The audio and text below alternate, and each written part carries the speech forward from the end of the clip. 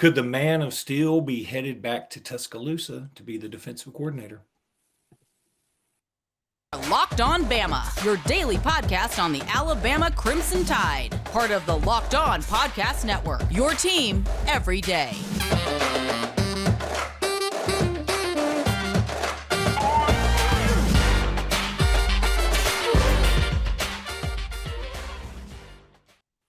Hey, everybody, and welcome back into Locked On Bama. Luke Robinson, that's me. Jimmy Stein, that's him. Jimmy, how are you today? Oh, good. It's Sunday. Grammys. Looking forward to the Grammys? You doing the Grammys? No. Oh, okay. Unless somebody's going to get up and slap somebody again. I don't even know if that was the Grammys. Anyway. It's rock and roll. Could happen.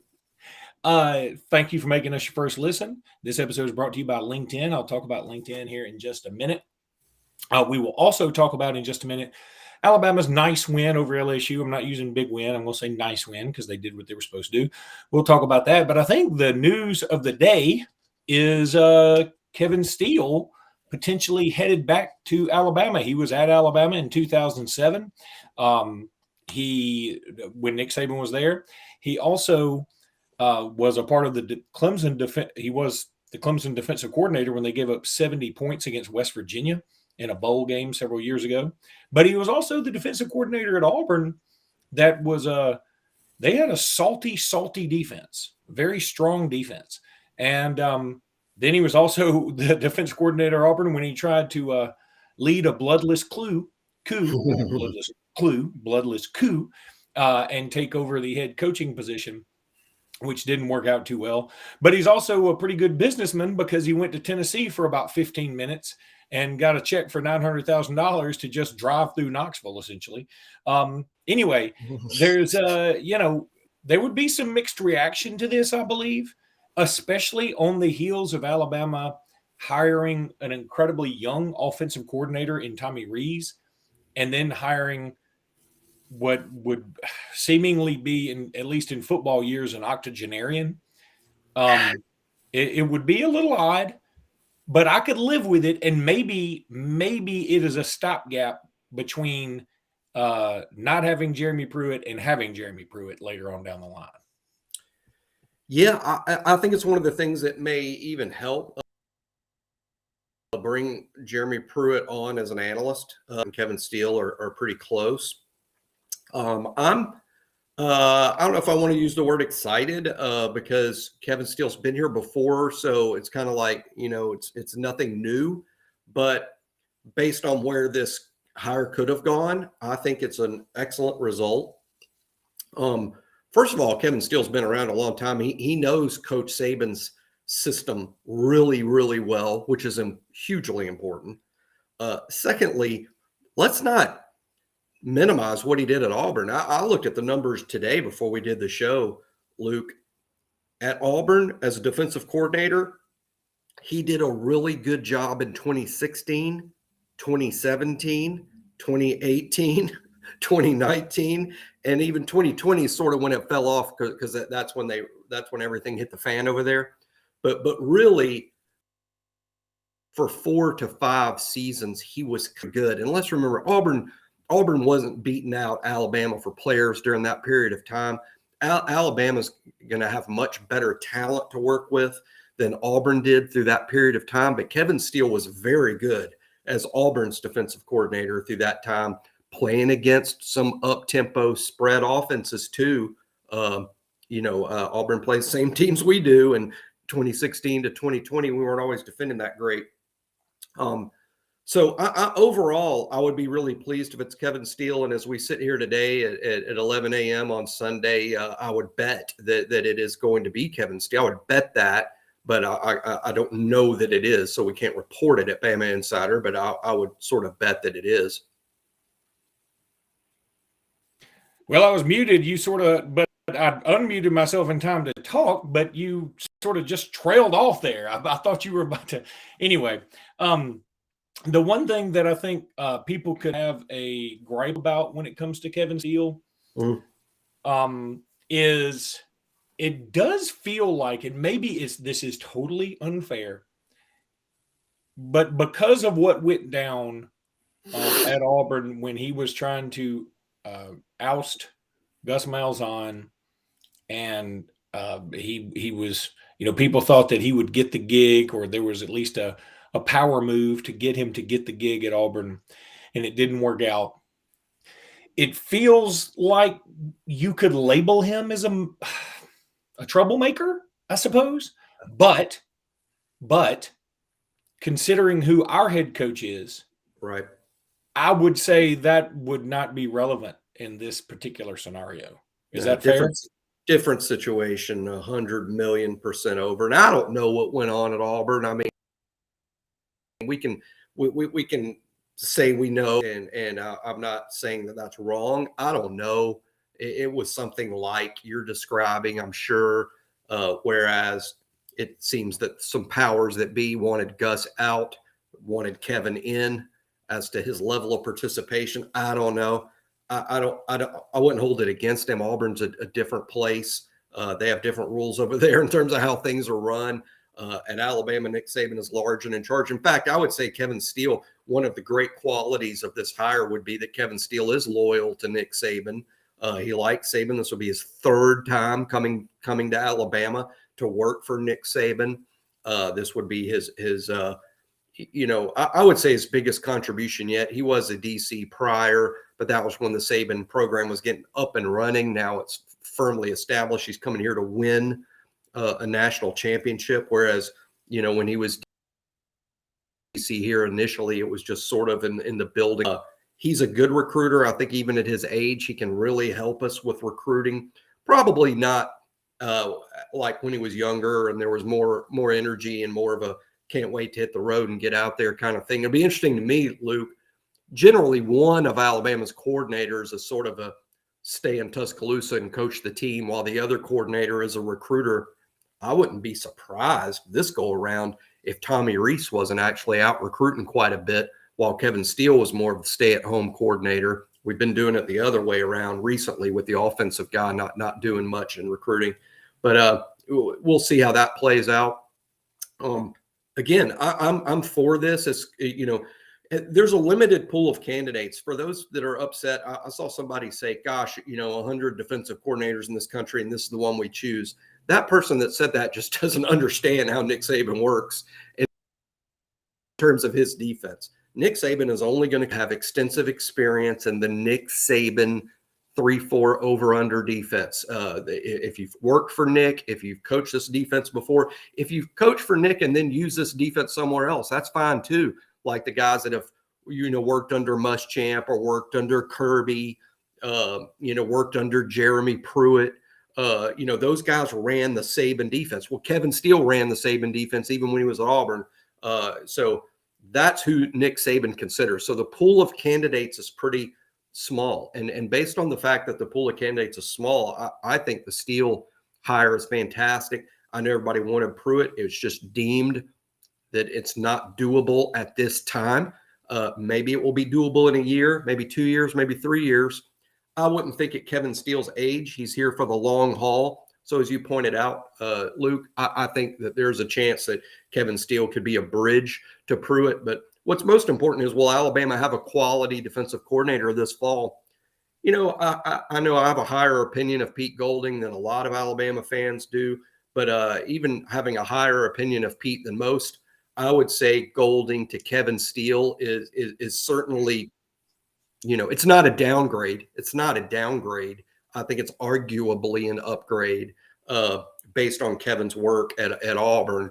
Kevin had a better run at Auburn than I would say Pete had at Alabama when you factor in the talent level, to be honest. Oh, I think that's very, very fair to say. And, like you said, this is probably a stopgap. So, I mean, I don't think anybody needs to panic too much about this. It's not like Kevin Steele is in this for the 10-year long haul. And in fact, no coordinator is in it for the 10-year long haul, just about anywhere ever. So it doesn't matter. And I've been forgetting to mention this. I just did some research. A good friend smartly told me I should look this up because he thinks it's a factor, and I did. Can't be too much of a coincidence that I believe to be vested in the Alabama system, retirement system, you need 10 years of service. And I went back and counted up Kevin Steele's time at Alabama and Auburn, and he is sitting right squarely at 9. So this season will vest him in the retirement system in Alabama. He has such a very high salary at Alabama this upcoming fall, plus the one that he had at Auburn.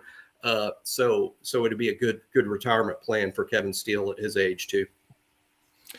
Jimmy, let me tell everybody about LinkedIn. As a small business owner or hiring manager, you know that success in 2023 all depends on the team members you surround yourself with. That's why you have to check out LinkedIn Jobs. With LinkedIn Jobs, you can hire qualified candidates more efficiently by matching open roles with people who have the skills, values, and experiences to help you achieve your goals. LinkedIn Jobs helps you quickly attract qualified candidates to your open jobs with targeting tools. They go beyond the resume data by using insights from your job post, company, and their 875 million member profiles to put your post in front of the most qualified candidates.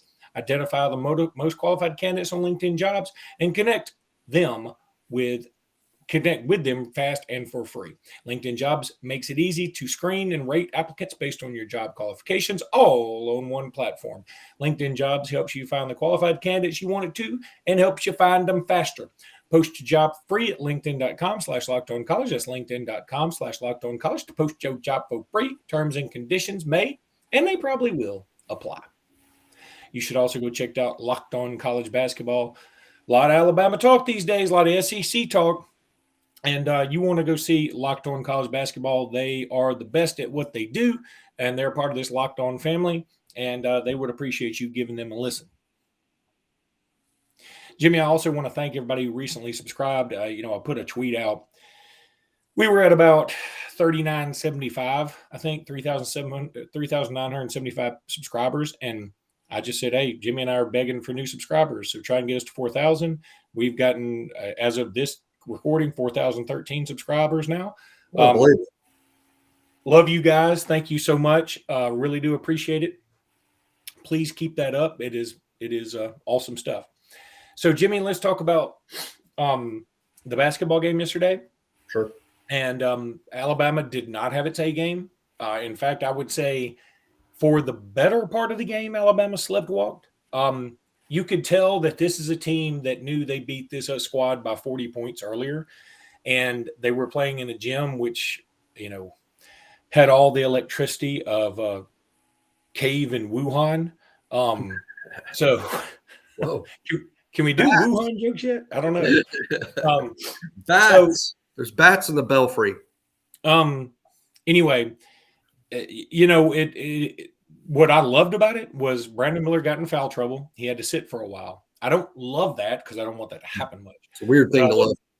I love the fact that we overcame it. And I'm going to say this again. Okay. First of all, I've got to go back and look. I hadn't thought about. I keep saying that Dominic Welch is going to do something to win a game for us. I don't remember his playing yesterday, and I watched the whole thing. I don't remember it. I need to go look that up. While you go on a rant here in a minute, I'm going to look that up. But I'm going to say this again. Rylan Griffin is a dude. I'm telling you, he should start getting some consideration for all freshman SEC. When he comes in, I don't know what his plus minus is, and I don't really know how to calculate that. But however you calculate it, it should be calculated when Rylan Griffin's on the floor, good things happen.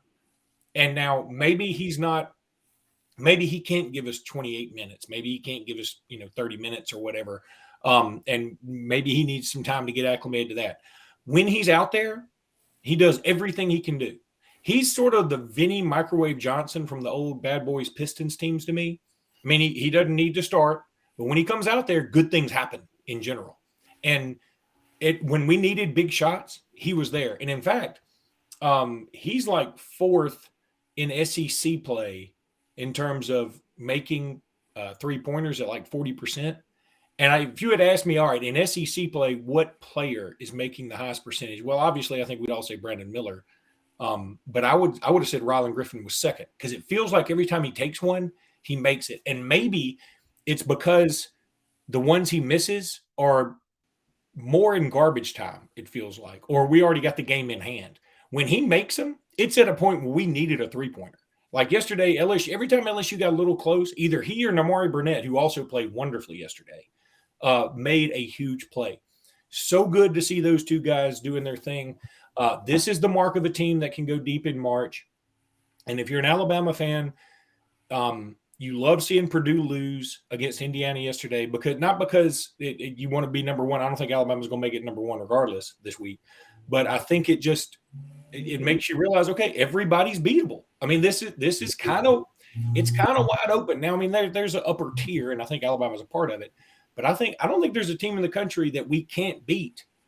Now, that being said, when we show our youth like we did at Oklahoma, who got hammered, by the way, at West Virginia last night, we can also look bad. So we gotta keep our heads about us. But I'm feeling better and better and better about this team every single week.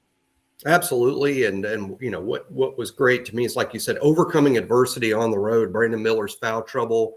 Noah Clowney gets beat up a little bit. Bediako gets beat up a little bit. Not everybody had their best game.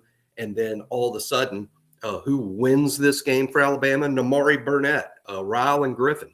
I mean, they sort of led the charge yesterday. And the sign of a good team is that you have a superstar like a Brandon Miller, and then you got some pretty good role players around him. That's a good team.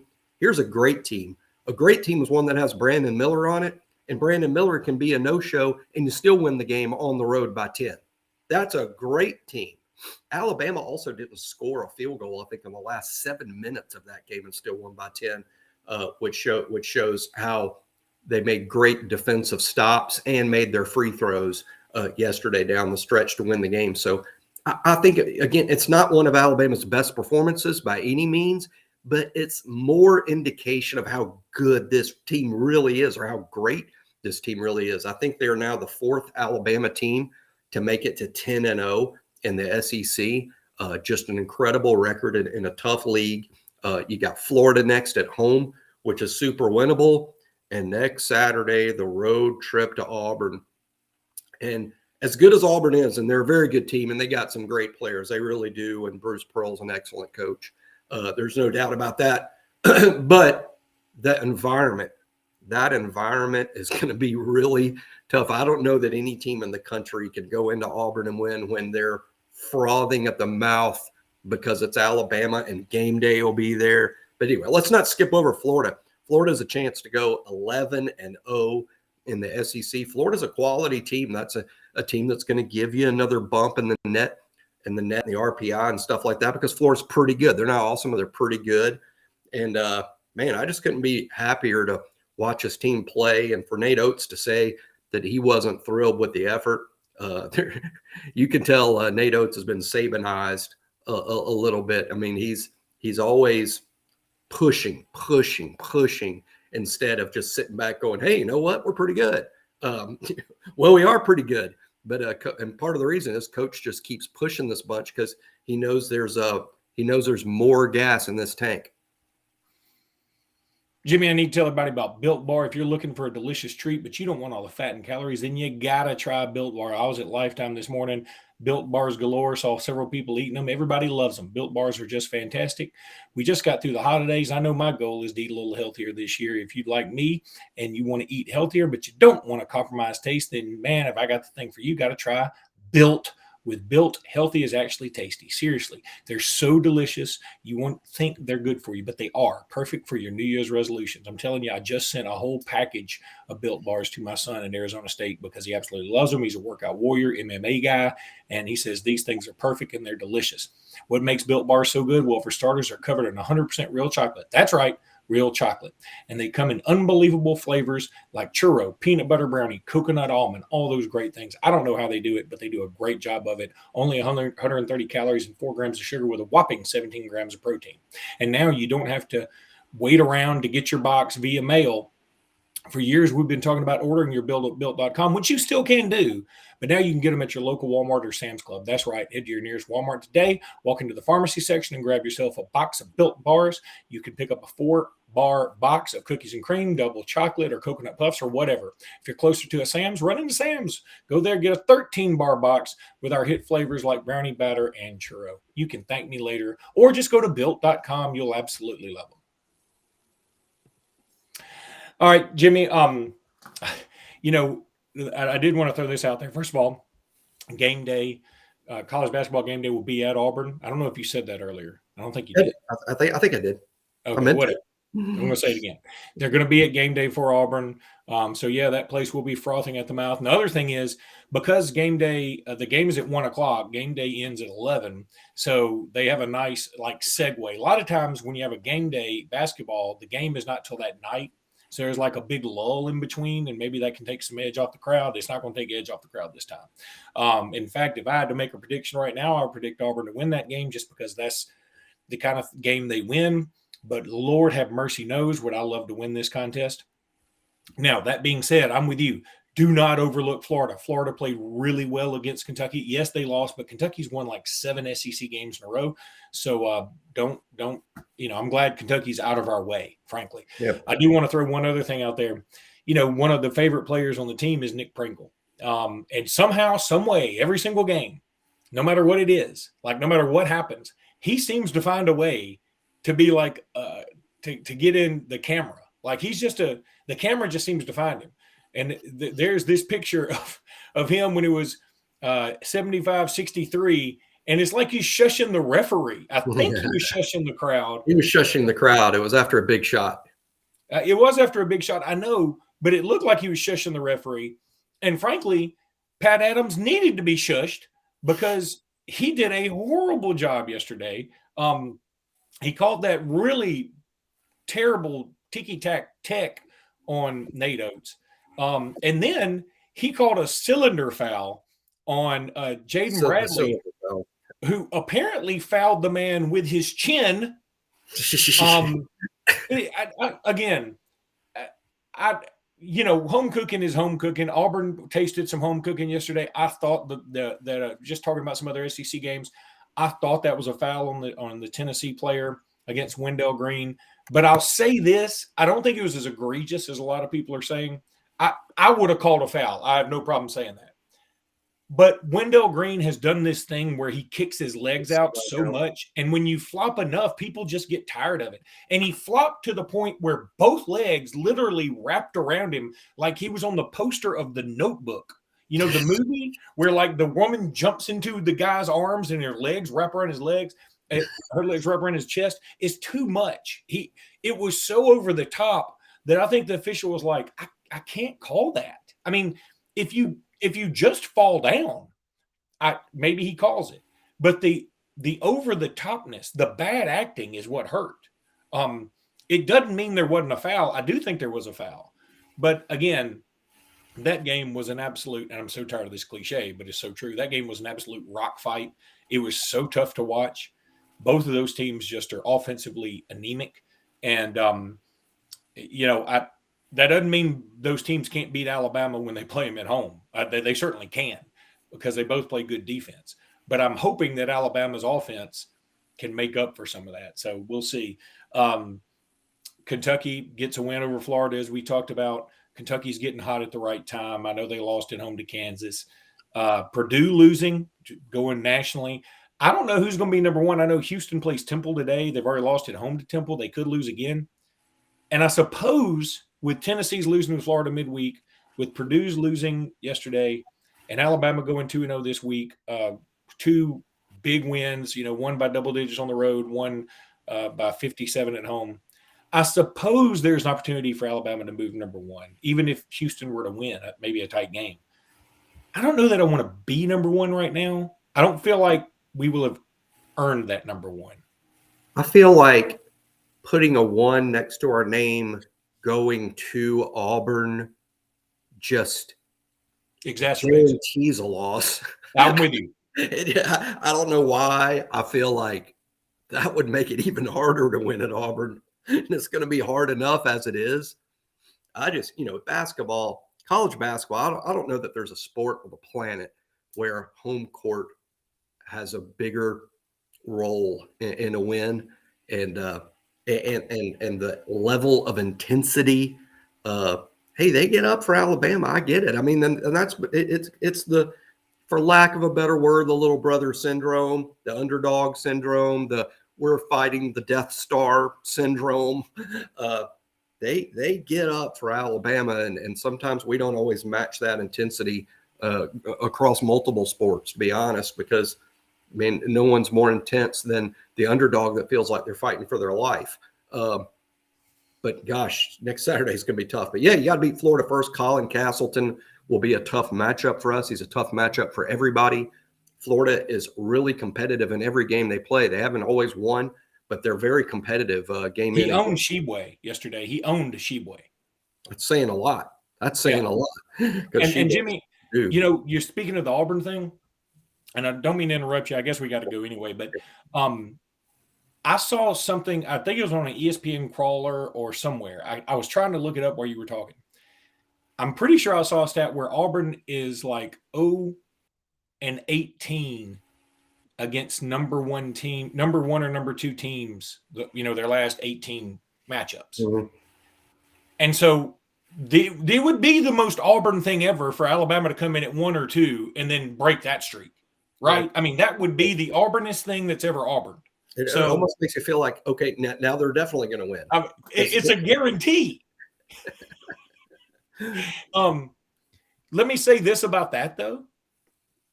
I want to beat Auburn badly. Okay, don't get me wrong. Personally, I would rather beat Auburn.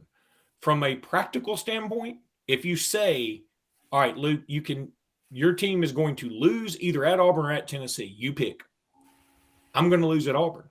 Yeah. The reason being, we have a 3-game lead on them and a 2-game lead on Tennessee. Right. The Tennessee game is bigger in terms of winning the SEC. The Tennessee game is bigger. And again, I'm going to die on this hill maybe by myself. I know everybody judges basketball by how far you go in the tournament. Like, people still give Alabama fans heck, Auburn fans specifically, about, well, y'all got put out in the Sweet 16 with your best team ever in 2021 or whatever. And I'm like, that team also won the SEC and won the SEC tournament and had the player of the year and the defensive player of the year. And that guy didn't even win the MVP of the SEC tournament. Javon Quinterly did. Yep. So, I mean, that's a great year to me. I know we only went to the Sweet 16, and it sucks. It sucks we ran into a UCLA team that got hot as rip, and they went to the Final Four themselves. That sucks. If we don't play UCLA, we play some other team, we probably go to the Final Four that year. But we didn't, and it's okay. But I'm not going to accept that year being called a failure because we only made it Sweet 16. No. Okay. Not, it can only be judged against Alabama standards. And by Alabama standards, that was an unbelievable season. Maybe arguably our best season of all time. So this season, so far, let's just say we're on track to maybe have our greatest season ever. On track. All right, buddy. That's going to do it for today's podcast. Thank you guys so much and appreciate. Keep subscribing. Appreciate you guys a ton. And we'll be back tomorrow. Until then, roll tide. Roll tide.